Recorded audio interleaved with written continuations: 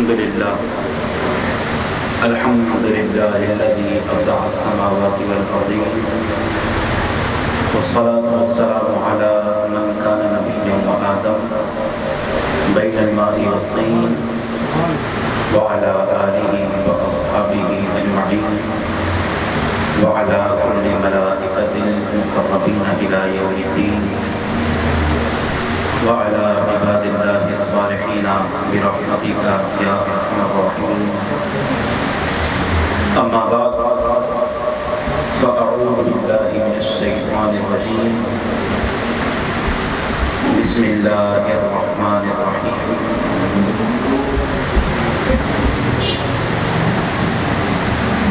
إن الدين عند الله الإسلام. صدق الله العظيم وبلغنا رسوله النبي الكريم الأمين الرؤوف الرحيم. قال الله تبارك وتعالى في شان حبيبه الكريم: إن الله وملائكته يصلون على النبي يا أيها الذين آمنوا صلوا عليه وسلموا تسليما. اللهم صل على سيدنا ومولانا محمد معدن الجود والكرم منبع العلم والحكم وعلى آله وصحبه وبارك وسلم. مولاي صل وسلم دائما أبدا على حبيبك وخير الخلق كلهم. هو الحبيب الذي ترجى شفاعته بكل هول من الأهوال مقتحم. يا ربي بالمصطفى بلغ مقاصدنا واغفر لنا ما مضى يا واسع الكرم. اللہ وحدہ لا شریک اللہ وحدہ الکریم کی حمد و ثنا اور اس کے حبیب مکرم رسول معظم باعث تخلیق کائنات باعث ارض و سما حضور خاتم الانبیاء محمد رسول اللہ صلی اللہ تعالی علیہ وآلہ وسلم کی بارگاہ میں درود و سلام کا نذرانہ پیش کرنے کے بعد ذوی الاحتشام واجب الاحترام معزز و مکرم سامعین و سامعات و ناظرین، السلام علیکم ورحمۃ اللہ وبرکاتہ۔ آج کے ہمارے بیان کا موضوع اسلام میں عورت کا مقام اور دیگر مذاہب میں عورت کے مقام کا تقابل اسلام کے ساتھ۔ یہ ایک خاتون کے موضوع پر بات کرنا آسان ہوتا ہے، لیکن اس کے ساتھ دیگر مذاہب میں جو عورت کا مقام ہے وہ بیان کرتے ہوئے سینے میں دل رکھنے والے شخص کا دل نہیں کر رہا ہوتا کہ وہ اس مقام کو بھی اجاگر کرے۔ لیکن بعض چیزیں اس وجہ سے بیان کی جاتی ہیں کہ مسلمان ان کو دیکھ کر اللہ کا شکر ادا کریں کہ اللہ کا کرم ہے کہ ہم مسلمان ہیں اور ہم کسی باطل مذہب سے تعلق نہیں رکھتے۔ میں نے جب اس پر اسٹڈی کرنا شروع کی تو جہاں تک میری سوچ تھی وہ یہ تھی کہ مرد اور عورت میں امتیازی سلوک کی ابتدا کہاں سے ہوئی۔ میں نے بہت ڈھونڈا اس کو، کتابوں کے اندر بھی دیکھا، پرانی کتب میں دیکھا، انٹرنیٹ وغیرہ پر سرچنگ کی، لیکن یہ امتیازی سلوک، عورت کے حقوق کا خیال نہ رکھنا اور مرد ہی کو سب کچھ سمجھنا اور اس طرح کے جو معاملات ہیں، اس کی تاریخ ابتدا تو نہیں ملی۔ البتہ حضرت سیدنا عیسیٰ علیہ السلام سے پہلے جو یورپ ہے وہاں کے لوگوں کے چند تاثرات ملے، اور وہ تاثرات واقعی ایسے ہیں کہ وہ بیان کرنے سے پہلے میں نے اپنی مسز سے اور سسٹر سے پوچھا کہ یہ بیان کر دیے جائیں، خواتین کو برا تو نہیں لگے گا؟ تو انہوں نے اجازت دی تھی کہ آپ بیان کر دیں، اور ساتھ میں جو اسلامی پہلو ہیں وہ تو آپ ظاہر بیان کریں گے۔ واقعی وہ بڑے عجیب و غریب ہیں اور دل نہیں کرتا ان کو بار بار پڑھنے کے لیے، ایک ہی دفعہ اس کو بیان کر کے ریکارڈ کروا دیں گے تو یہ انشاءاللہ محفوظ ہو جائے گا۔ آج جو یورپ ہے وہ عورت کی بالادستی یا عورت کے حقوق کے تحفظ پر بڑا آواز اٹھاتا ہے، اور ہماری بیچاری مغربی خواتین یہ سمجھتی ہیں کہ جو سمجھتی ہیں ان کی بات ہے. ہمیں جو ہے یہاں پر حقوق نہیں دیے جا رہے. یورپ میں تو بڑے حقوق دیے جاتے ہیں, امریکہ میں تو بڑے حقوق دیے جاتے ہیں. تو ان کی ترجمانی ڈاکٹر اقبال نے کی ہے کہ وہاں پر کس نوعیت کے حقوق دیے جاتے ہیں, وہ بڑے عجیب ہیں. یہ بھی پورا ایک موضوع ہے. ڈاکٹر اقبال کی نظر میں عورت کا مقام, یہ پورا ایک موضوع ہے بہت تفصیلی. تو یورپ میں کیا ہوتا ہے, ڈاکٹر اقبال لکھتے ہیں یورپ میں بہت روشنی ہے, علم و ہنر ہے. طنز کر رہے ہیں, یورپ میں بہت روشنی ہے, علم و ہنر ہے. حق یہ ہے کہ بے چشمہ حیواں ہے ظلمات.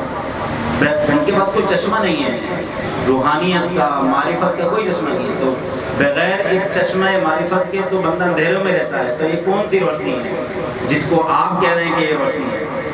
یہ علم, یہ حکمت, یہ تدبر, یہ حکومت. پیتے ہیں لہو, دیتے ہیں تعلیم مساوات, برابری کی تعلیم دیتے ہیں. اور انہوں نے حشر کیا کیا ہے اس صنف نازک کا, اور ان کے معاشرے کے اندر کیا عزت ہے عورت کی, وہ میں آپ کے سامنے چند باتیں جو ہے وہ ذکر کرتا ہوں. وقت قلیل ہے, باتیں بہت ساری میں نے بیان کرنی تھی, صرف آدھا گھنٹہ ہے میرے پاس.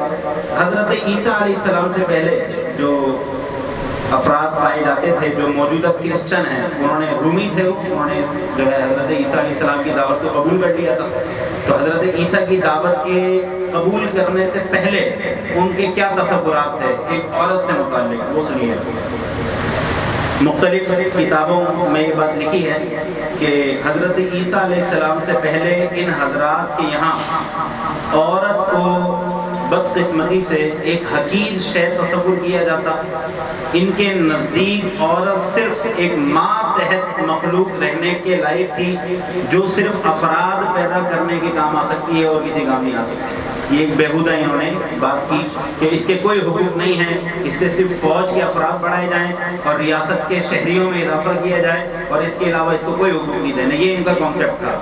لیکن جب حضرت عیسیٰ علیہ السلام کی دعوت آئی, ظاہر ہے کہ مذہبی دعوت تھی, اسلامی دعوت تھی اور آفاقی دعوت تھی, تو انہوں نے باقاعدہ خواتین کے حقوق بیان کیے اور انجیل میں اس کے اوپر باقاعدہ تذکرے آئے. لیکن حضرت عیسیٰ علیہ السلام کے آسمانوں پر اٹھائے جانے کے بعد یہ پھر بگڑ گئے.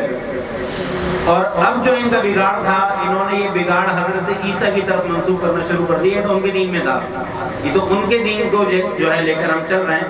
ایک کرسچن ڈرامہ نگار ہے یوریپیڈس, اس کا جو تاثرات ہیں عورت سے متعلق وہ سنیے. وہ کہتا ہے women are important for God but clever controllers of all evil. اس کا کہنا ہے کہ عورتیں نیکیاں کرنے میں تو بڑی کمزور ہوتی ہیں, لیکن برائیوں کی چالاک, برائیاں کرنے میں بڑی چالاک اور برائیاں کرنے میں جو ہے یہ اس کی موجد ہوتی ہیں, کنٹرورسی اس میں شریک ہوتی ہیں باقاعدہ. اور جو ہے برائیاں کرنا جو ایجاد کرنے کا ذریعہ ہے وہ عورتوں کے ذریعے ہی ہوتا ہے. یہ اس کے تاثرات جو کرسچن ہیں. اس کے بعد سونے کیا ہوا, انہوں نے کہا کہ گناہ کا آغاز عورت کی وجہ سے ہوا اور اسی کی وجہ سے سب مرد مارے جاتے ہیں. اب یہ جو ایک تصور ہے, اس تصور کی خرابی اگر بیان کی جائے تو کافی تفصیل چاہیے. گویا کہ ایک جملے کے اندر انہوں نے یہ کہہ دیا کہ مرد کے سارے گناہوں کی ذمہ دار ایک عورت ہوتی ہے اور کوئی نہیں. مرد چاہے وہ رشوت لے وہ عورت کی وجہ سے لیتا ہے, مرد چاہے مرڈر کرے وہ عورت کی وجہ سے کرتا ہے, مرد چاہے کسی کو جو ہے ستائے تو وہ عورت کی وجہ سے ستاتا ہے. تو مرد فی نفسی ہی تو بڑا پاک اور منزہ شخص ہے, لیکن عورت جو ہے نا یہ سارے گناہ کروانے کا سبب ہے. یہ اس نظریے کا جو ہے ایک سبب بنتا ہے. عیسائی چرچ کا ایک اعلیٰ پادری, اس نے لکھا اور باقاعدہ اعلان کیا کہ میں نہ تو عورت کو تعلیم دینے کے حق میں ہوں. آج یہ لوگ کہتے ہیں نا بھائی عورت کو تعلیم دینی چاہیے, میں کہتا ہوں مرد جو اسلام نے کہا ہے نا کہ عورت کو تعلیم دی جائے, اس کی حقیقت تو تم سمجھے ہی نہیں, اور ان کے نام لے کر آتے ہو کہ اسلام جو ہے وہ تعلیم سے روک رہا ہے. اور کرسچن اور یورپین ممالک کے اندر اور امریکن ممالک کے اندر باقاعدہ جو ہے وہ عورت کو تعلیم دی جا رہی ہے. تو ان کے اعلیٰ پادریوں کا نظریہ سنیں کیا ہے. تو ان کا جو اعلیٰ پادری ہے وہ کہہ رہا ہے کہ میں نہ عورت کو تعلیم دینے کا وبال لیتا ہوں, نہ اس کے حق میں ہوں, اور نہ ہی مرد کی حاکمیت غصب کرنے کے حق میں ہوں. یعنی اس کا کہنے کا مطلب یہ ہے کہ اگر ماں یا باپ میں سے کسی کا انتقال ہو جاتا ہے تو اس کا جو نائب بنتا ہے، باپ کا جو نائب بنتا ہے وہ مرد بنتا ہے، لہذا کسی بھی قسم کی وراثت جو ہے وہ عورت کو منتقل نہیں ہونی چاہیے۔ اس کا نقصان کیا ہوگا؟ اس کا نقصان یہ ہوگا کہ مرد کے حقوق مار دیے جائیں گے اور مرد کی حاکمیت ختم ہو جائے گی، لہذا عورت کو جو ہے وہ ہمیشہ غیر مختار رہنے دو، اس کو خود مختار نہ ہونے دو، اس کے ہاتھ میں کوئی رقم نہ آنے دو، اس کو صرف جو ہے گھر میں جو ہے بچے پالنے کی مشین بنا کر رکھو بدقسمتی سے۔ یہ اس جو ہے پوپ کا نظریہ تھا۔ اس کے علاوہ جو دوسرا ایک پوپ گزرا اس کے بعد، اس نے بڑی خطرناک بات کہی جو میری زبان بھی کھڑا رہی ہے، اس کو ذکر کرتے ہوئے وہ کہتا ہے کہ عورت بدقسمتی سے، اس نے یہ جملہ کہا، آلہ عفریت ہے، یہ برائیوں کا دروازہ ہے، یہ راہ گناہ ہے، بچھو کا ڈنک ہے، جھوٹ کی بیٹی ہے، دوزخ کی نگہبان ہے، امن کی دشمن ہے، اور ایک بڑا گندا جملہ اس نے کہا، عورت ایک جنگلی جانور اور سب سے زیادہ خطرناک ہے۔ یہ کس کا نظریہ ہے؟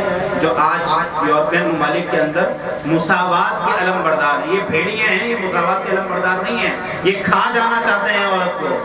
تحفظ تو اسلام نے جو ہے عورت کو فراہم کیا ہے، ورنہ ان مذاہب کے ماننے والے اور اپنی غلطیوں کو اور اپنی برائیوں کو جو ہے عورت کی طرف منسوب کرنے والے اور اس کو اپنے مذہب کی تعلیم کہنے والے، یہ کیا چاہ رہے ہیں؟ یہ کہتے ہیں کہ عورت کو کسی بھی قسم کا جو ہے وہ اختیار نہیں ہونا چاہیے۔ آگے سنیں، اس سے بڑھ کر بات اس نے کیا کہی؟ آرتھوڈوکس نامی ایک پادری ہے، وہ کہتا ہے کہ عورت میں روح نام کی کوئی چیز نہیں ہوتی، عورت میں روح نام کی کوئی چیز نہیں ہوتی۔